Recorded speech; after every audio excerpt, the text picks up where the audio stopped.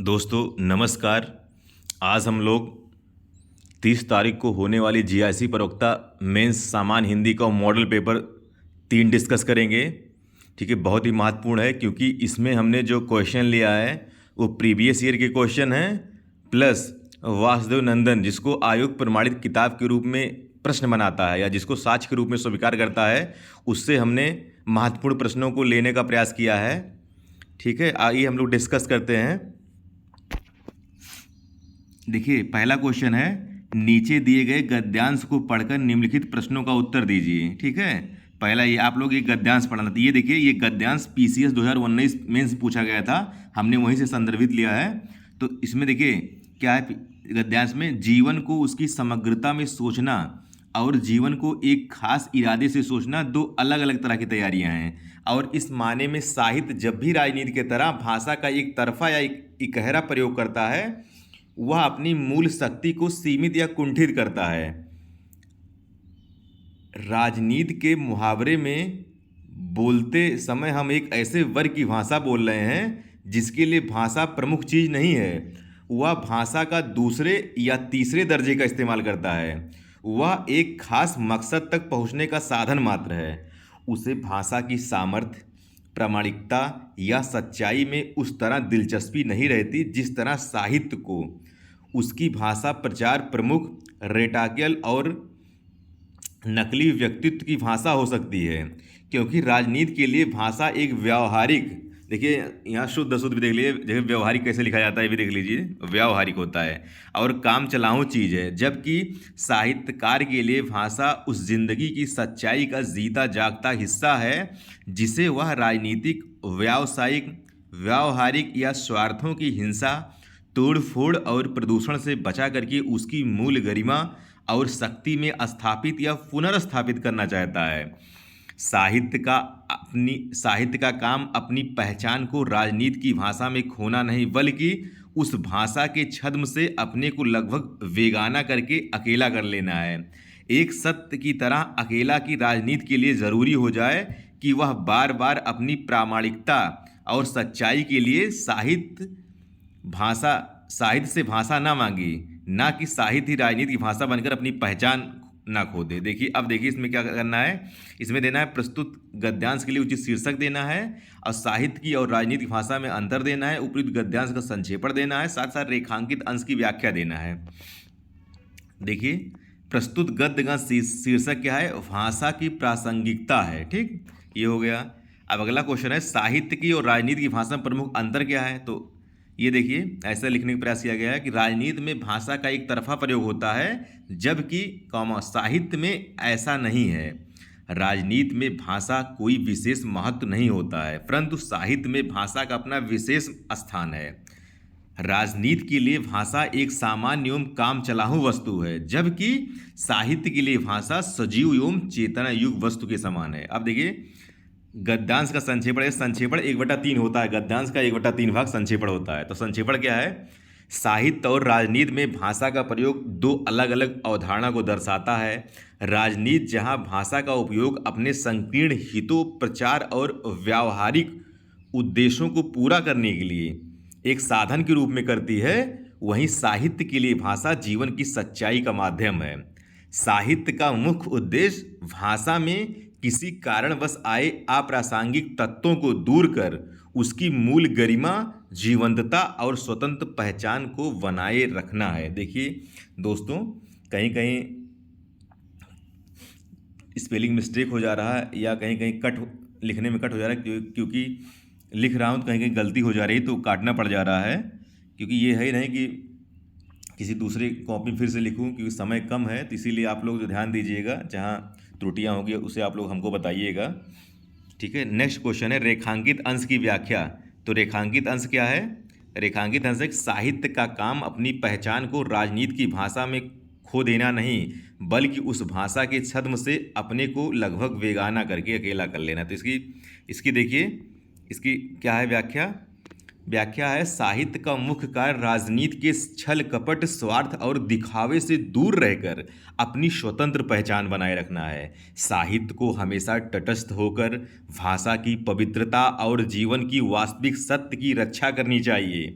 ठीक, उसे ऐसा उच्च आदर्श स्थापित करना चाहिए कि राजनीति को अपनी प्रामाणिकता और सच्चाई सिद्ध करने के लिए साहित्य के मूल्यों की शरण लेनी पड़े। ठीक, नेक्स्ट देखते हैं हम लोग। देखिए, निम्नलिखित प्रश्नों को शुद्ध कीजिए। ये भी प्रीवियस ईयर प्रश्नों का आधार लिया गया है, चूंकि आपके जितने प्रश्न पूछे जाएंगे वो प्रीवियस ईयर ही रहेंगे। एक दो प्रश्न छोड़ के और जो एक दो तीन प्रश्न अलग से पूछा जाएगा वो वासुदेव नंदन से पूछा जाएगा।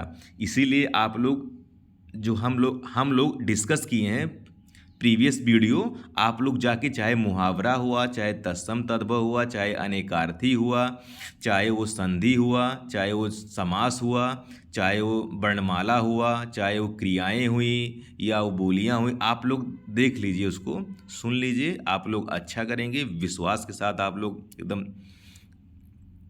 दृढ़ निश्चय बनाइए, आप लोग अच्छा करेंगे। पैनिक मत होइए, क्योंकि पेपर जो आप लोग पहुंचेंगे वहाँ पर, पेपर पहले डर रहता है, जैसे पेपर मिलेगा आप लोग खुश हो जाएंगे, वाह क्या कैसा पेपर, कितना अच्छा पेपर आया है। ठीक है, तो हम लोग देखते हैं इसको आप लोग देखिए, इतना है, आप लोग जो है इसको शुद्ध लिखिए। पहले है, आप लोग कोशिश करिए खुद लिखने के पहले। जैसे मेरे घर के पास एक हलवाई की दुकान है। ठीक, ये आरोपी 2014 में पूछा था। श्री कृष्ण के अनेकों नाम है, ये भी पूछा था। वह सब प्रकार के दोषों से विहीन है, वह दंड देने के योग्य है, मैं पूरी रात भर जागता रहा। पहले कोशिश खुद करिए लिखने की। ठीक है, तो इसका पहले का शुद्ध क्या होगा? मेरे घर के पास हलवाई की एक दुकान है। ठीक, श्री कृष्ण के अनेकों नहीं, अनेक नाम है, अनेकों नहीं होता। ये देखिए, ये अनेक कई बहुत इंपॉर्टेंट है। श्री कृष्ण का अनेकों नाम है, ये वासुदेव नंदन में दिया हुआ, हरदेव वाहिनी में दिया हुआ है, 4-5 बार पूछा भी है लोक सेवा आयोग ने। वह सब प्रकार के दोषों से विहीन है। ठीक है, तो वह सब प्रकार के दोषों से मुक्त हैं, वह दंड देने के योग्य नहीं, वह दंड देने का पात्र है। मैं पूरी रात नहीं, सारी रात जागता रहा। ठीक है दोस्तों, नेक्स्ट आगे बढ़ते हैं हम लोग। निम्नलिखित शब्दों का एक एक पर्यायवाची लिखो, इसको आप लोगों को लिखना है।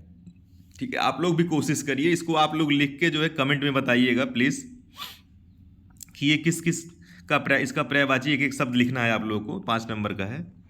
नेक्स्ट है, निम्नलिखित मुहावरों और लोकोक्ति में, देखिए इसमें मुहावरा भी पूछी जाएगी, लोकोक्ति भी पूछी जाएगी, तो ये प्रीवियस ईयर ही पूछा जाएगा 5 नंबर का। इसको आप लोग जाइए, प्रीवियस जो वीडियो हम लोग डिस्कस किए हैं उसको आप लोग केवल सुन लीजिए, रट जाएगा। इजी होता है, क्योंकि आप लोग ग्रामीण बोलचाल भाषा में, आम भाषा में, या जब वार्तालाप करते हैं तो आप लोग कहीं न कहीं मुहावरे का प्रयोग करते हैं। तो आप लोग विश्वास मानिए, बार बार लेक्चर सुन लीजिए। ठीक है, वो हम लोग डिस्कस किए हैं तो वो हो जाएगा। ठीक, नेक्स्ट बताएं, बिल्ली के गले में घंटी बांधना, ये देखिए 2023 में भी लेटेस्ट पूछा था। स्वयं को संकट में डालना, अलकायदा जैसे आतंकवादी संगठन को अमेरिका ने पनाह देकर स्वयं बिल्ली के गले में घंटी बांध लिया। ठीक, नेक्स्ट देखते हैं हम लोग। देखिए, जो वाक्य प्रयोग करिएगा वो जो है अच्छा करिएगा। ठीक है, बेटर करिएगा। तो उसको आप लोग जो घटनाएं घट रही हैं, अंतर्राष्ट्रीय हो गया, राष्ट्रीय हो गया, या भारतीय सुरक्षा एजेंसियों से ले लीजिए, या कोविड-19 से ले लीजिए, या भारतीय राजनीतिक व्यवस्था से ले लीजिए, संविधान से लीजिए, तो उसको जो है आप बेहतरीन करिएगा तो पूरा नंबर मिल जाएगा। नेक्स्ट है, प्रभुता पाई काहि मद नाहि, यानी अधिकार पाने के बाद सभी घमंडी हो जाते हैं। 2021 पूछा था। देखिए वाक्य प्रयोग हमने कैसे किया है। चीन जब से संयुक्त राष्ट्र संघ में अस्थायी सदस्य बना है, तब से बार बार भारत के महत्वपूर्ण प्रस्तावों पर वीटो शक्ति के द्वारा रोक लगा देता है। इसलिए यह कहावत चरितार्थ होती है कि प्रभुता पाई काहि मद नाहि। ठीक, नेक्स्ट हम लोग देखते हैं, दमड़ी की हाड़ी गई, कुत्ते की जात पहचानी गई। देखिए ये भी लोकोक्ति है।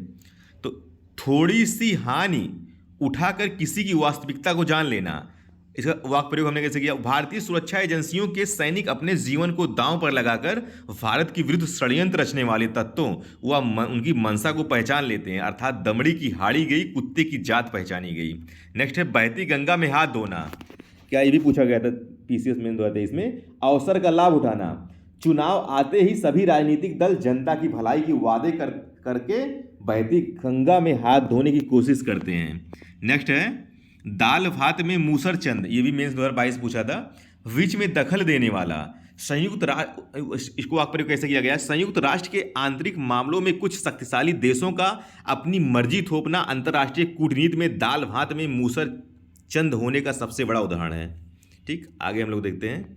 देखिए प्रश्न 5 है, समस्त पदों का विग्रह, समास विग्रह है तो दिनानुदिन, इसका विग्रह होगा दिन के बाद दिन। आप लोग कमेंट बताइए ये कौन सा समास है। नेक्स्ट है गगन चुम्मी, इसका विग्रह होगा गगन को चूमने वाला। ठीक है, इसका समास का नाम बताइए आप लोग। देखिए आप लोग भी कोशिश करिए। ठीक है, हाँ अगर कमेंट में बताएंगे कि आप लोग पूछेंगे, अगर ये कहेंगे कि पूरा सॉल्व दीजिए तो फिर अगले जो मॉडल पेपर रहेगा पूरा सॉल्व नहीं पूछूंगा, लेकिन आप लोग कोशिश, मैं तो चाहता हूँ आप लोग कोशिश करिए प्लीज़। चरण कमल क्या है? विग्रह चरण कमल के समान, तो इसका समास, ये समास क्या है? कर्मधारय है। नेक्स्ट है नवग्रह, ये आप लोग विग्रह करिए, समास बताइए। लाभालाभ, इस विग्रह होगा लाभ या अलाभ, समास है, द्वंद्व समास है। नेक्स्ट है निम्नलिखित प्रश्नों के उत्तर दीजिए। देखिए प्रश्न तो इसमें जो है, जो मॉडल पेपर है इसमें प्रश्न हमने ज़्यादा इसलिए बनाया है क्योंकि आप लोग प्रैक्टिस हो जाएगी और इसी में से पूछ लिया तो उस सोने पे सुहागा हो जाएगा। ठीक, नेक्स्ट है देखिए प्रश्नों को आप लोग उत्तर दीजिए। दूध का तत्सम बताइए, आप लोग खुद बताइए। कंधा का तत्सम बताइए, कपूर का तत्सम बताइए, मोर का बताइए, सूद का बताइए। आप लोग बताइए कमेंट करके। देखिए ये है, तो इसका आप लोग देख लीजिए उत्तर दिया हुआ है। ठीक है, आप लोग लिंक कमेंट करके बताइएगा। ठीक, नेक्स्ट हम लोग देखते हैं पयोधर का संधि विच्छेद बताइए, यद्यप का संधि विच्छेद बताइए, नायक का संधि विच्छेद बताइए, उज्ज्वल का संधि विच्छेद बताइए। आप लोग कमेंट करके प्लीज़ बताइएगा, कोशिश करिए, मेहनत करिए, समय नहीं है। ठीक है, क्योंकि अगर आप ये देखिए, अब 15 नंबर का गद्यांश रहेगा और 34 से 35 नंबर का ये हिंदी रहेगा, तो इसमें समझ लीजिए मैथ की तरह अगर आप लोग सही कर देते हैं कि एक नंबर पाते चले जाएंगे, 35 नंबर तक पाते चले जाएंगे, सोच लीजिए। ठीक है, नेक्स्ट है आप लोग करिएगा इसको। देखिए नीचे आंसर भी दिया हुआ है, ये देखिए नीचे आंसर सबका दिया हुआ है। नेक्स्ट हम लोग देखते हैं। देखिए प्रश्न 10 है, सकर्मक क्रिया का एक उदाहरण दीजिए। देखिए एक क्वेश्चन पूछा था पिछली बार, आप लोग उठा के देखेंगे कि प्रेरणार्थक क्रिया उदाहरण पूछा था, इसलिए ये पूछ सकता है क्योंकि क्रिया जो है इसके टॉपिक में है।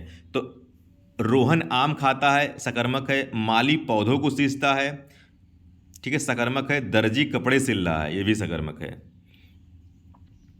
ठीक है, अकर्मक क्रिया का उदाहरण क्या है? पक्षी उड़ते हैं, बच्चा रोता है, अकर्मक क्रिया है। ठीक है, देखिए इसमें सकर्मक में क्या है? कर्म पर प्रभाव पड़ता है। जैसे खाता क्या है? रोहन आम खाता है। सींचता क्या है? पौधों को सींचता है। इसमें दिया कर्मक में उड़ते हैं क्या पक्षी, तो ये यहाँ पर सीधे कर्ता प्रभाव पड़ जा रहा है। नेक्स्ट हम लोग देखते हैं, तो आप लोग ध्यान दीजिएगा, इसमें पूछ सकता है कि नंबर में। नेक्स्ट है विलोम। ये विलोम आप लोग, विलोम जो है ये अस्थावर है, समास है, अनिवार्य है, इति है, राग है। इसको आप लोग कमेंट में दीजिएगा। ठीक है, थोड़ा प्रयास प्लीज़ आप लोग भी करिए। निम्नलिखित शब्दों के शुद्ध रूप लिखिए। पैतृक आप लोग शुद्ध रूप लिखिए, साम्यता का शुद्ध रूप लिखिए, अनुयायी का लिखिए, और पुष्टि का, पुष्टि हमने लिख दिया है। पुष्टि का क्या है? पुष्ट हमने लिख दिया है। वयमनस्ता का वयमनस होगा, और निरपराधी का आप लोग बताइए क्या होगा शुद्ध। ठीक है दोस्तों, तो आप इसमें जो है आप लोगों के लिए भी प्रयास करने के लिए, ठीक है, हम कह रहे हैं, तो आप लोग कोशिश करिए कि प्रयास करिए। ठीक है, वो बहुत सार्थक रहेगा सभी लोगों के लिए।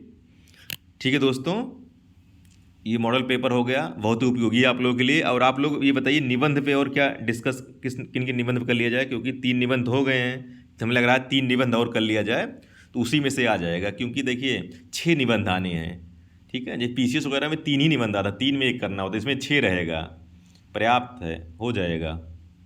बस आप लोग धैर्य बनाए रखिए। आज कितने तारीख? 25 तारीख हो गई, आज 25 तारीख हो गई, 5 दिन और है। आप लोग बस पैनिक मत होइएगा।